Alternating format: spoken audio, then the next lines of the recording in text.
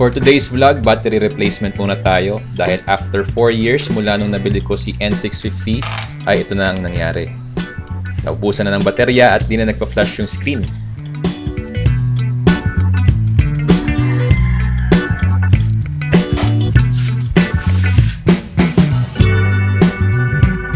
Umorder ako ng GS battery sa Shopee. If you're interested, check the link sa description below.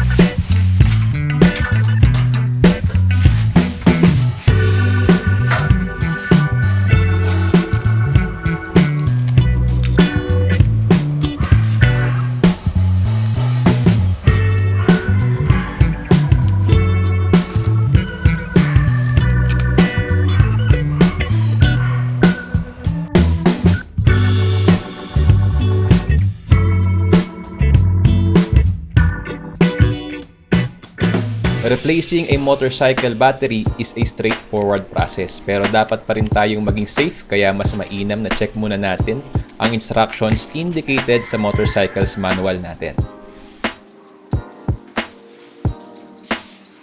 At kailangan meron din tayong tamang tools sa pagpalit nito. First, disconnect negative terminal. Importante na negative terminal muna dahil maaaring mag-cause ng electric shock at short circuit kapag ginalaw ang positive terminal na hindi pa disconnected ang negative terminal. Second, disconnect positive terminal. Third, remove the old battery. Loosen the bolts and straps na nakapalibot sa battery. Ito yung nag-hold sa battery para hindi ito maalog habang tayo ay bumabiyahe.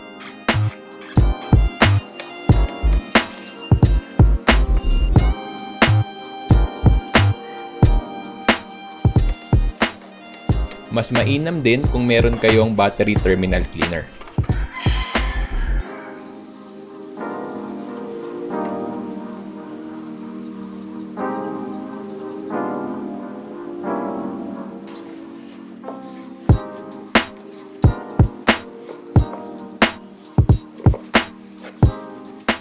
Fourth, install the new battery.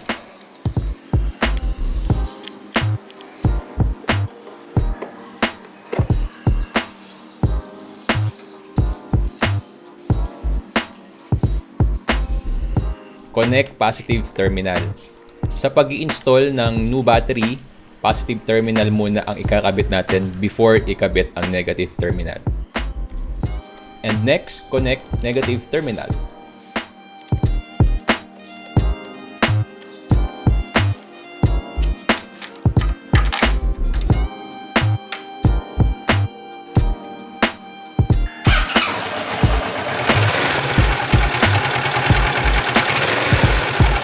Ayon sa motodeal.com.ph, ang voltahe ng battery ay dapat around 12.2 to 12.5 kapag nakapatay ang makina. At around 13.7 to 14.5 naman kapag tumatakbo ang makina. Base rito, mukhang okay naman yung nabili nating GS battery. Kung hindi ka naman sigurado sa mga steps na to, mahalagang i-check ang iyong motorcycle's manual o magpatulong sa mekaniko. And that's it. Check your battery para long ride ready. See you sa next vlog!